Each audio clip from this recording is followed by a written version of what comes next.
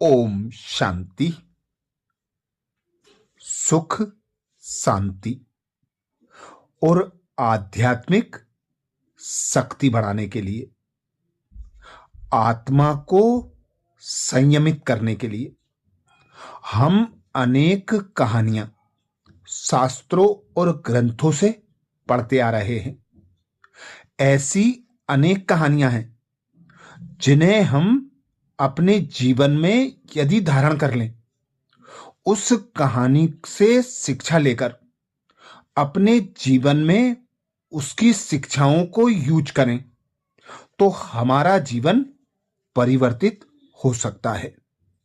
ऐसी ही एक विशेष कहानी महाराज रघु की, जो श्री रामचंद्र के प्रपितामह थे।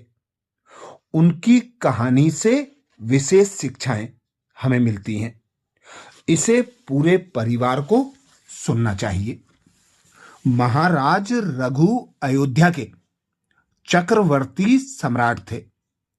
वे भगवान श्री राम के प्रपितामह अर्थात परदादा थे। उनके नाम से ही उनके वंश के क्षत्रिय रघुवंशी कहे जाते हैं। एक बार महाराज रघु ने एक बड़ा भारी यज्ञ किया। जब यज्ञ पूरा हो गया, तब महाराज ने ब्राह्मणों तथा दीन दुखियों को अपना सब धन दान कर दिया। महाराज इतने बड़े दानी थे कि उन्होंने अपने आभूषण, सुंदर वस्त्र और सब बर्तन तक दान कर दिए। महाराज के पास साधारण वस्त्र रह गया। वे मिट्टी के बर्तनों से काम चलाने लगे।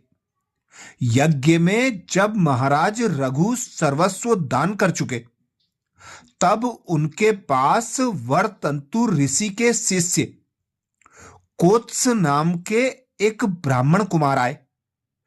महाराज ने उनको प्रणाम किया, आसन पर बैठाया और मिट्टी के गड़वे से उनके पैर धोए। स्वागत सत्कार हो जाने पर महाराज ने पूछा, आप मेरे पास कैसे पधारे? मैं आपकी क्या सेवा करूं? कोत्स ने कहा, महाराज, मैं आया तो किसी काम से ही था, किंतु आपने तो सर्वस्व दान कर दिया है। मैं आप जैसे महादानी उदार पुरुष को संकोच में नहीं डालूंगा। महाराज रघु ने नम्रता से प्रार्थना की, आप अपने आने का उद्देश्य तो बता दें। कोत्स ने बताया कि उनका अध्ययन पूरा हो गया। अपने गुरुदेव के आश्रम से घर जाने के पहले गुरुदेव से उन्होंने गुरु दक्षिणा मांगने की प्रार्थना की। गुरुदेव ने बड़े स्नेह से कहा, बेटा, तूने यहां रहकर जो मेरी सेवा की है, उससे मैं बहुत प्रसन्न हूं। मेरी गुरु दक्षिणा तो हो गई, तू संकोच मत कर, प्रसन्नता से घर जा। लेकिन कोत्स ने जब गुरु दक्षिणा देने का हठ कर लिया, तब गुरुदेव को कुछ क्रोध आ गया। वे बोले, तूने मुझसे 14 विद्याएं पढ़ी हैं, अतः प्रत्येक विद्या के लिए 1 करोड़ सोने की मोहरें लाकर दे। गुरु दक्षिणा के लिए 14 करोड़ सोने की मोहरें लेने कोत्स अयोध्या आए थे। महाराज ने कोत्स की बात सुनकर कहा, जैसे आपने यहां तक आने की कृपा की है, वैसे ही मुझ पर थोड़ी सी कृपा और करें। 3 दिन तक आप मेरी अग्निशाला में ठहरें। रघु के यहां से एक ब्राह्मण कुमार निराश लौट जाए, यह तो बड़े दुख एवं कलंक की बात होगी। मैं 3 दिन में आपकी गुरु दक्षिणा का कोई ना कोई प्रबंध अवश्य कर दूंगा। कोत्स ने अयोध्या में रुकना स्वीकार कर लिया। महाराज ने अपने मंत्री को बुलाकर कहा, यज्ञ में सभी सामंत नरेश कर दे चुके हैं, उनसे दोबारा कर लेना न्याय नहीं है। लेकिन कुबेर जी ने मुझे कभी कर नहीं दिया। वे देवता हैं तो क्या हुआ, कैलाश पर रहते हैं। इसलिए पृथ्वी के चक्रवर्ती सम्राट को उन्हें कर देना चाहिए। मेरे सब अस्त्र शस्त्र मेरे रथ में रखवा दो। मैं कल सवेरे कुबेर पर चढ़ाई करूंगा। आज रात को मैं उसी रथ में सोऊंगा।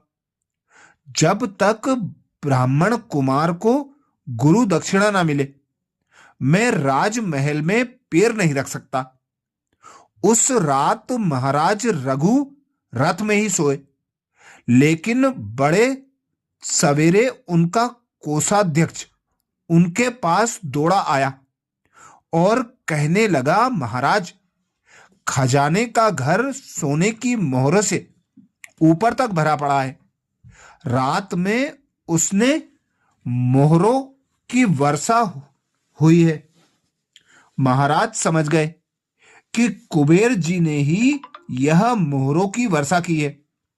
महाराज ने सब मोहरों का ढेर लगवा दिया और कोत्स से बोले, आप इस धन को ले जाएं।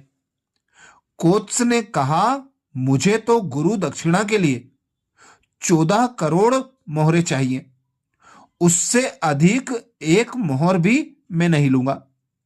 महाराज ने कहा, लेकिन यह धन आपके लिए आया है। ब्राह्मण का धन हम अपने यहां नहीं रख सकते। आपको ही यह सब लेना पड़ेगा। कोत्स ने बड़ी दृढ़ता से कहा, महाराज, मैं ब्राह्मण हूं, धन का मुझे करना क्या है।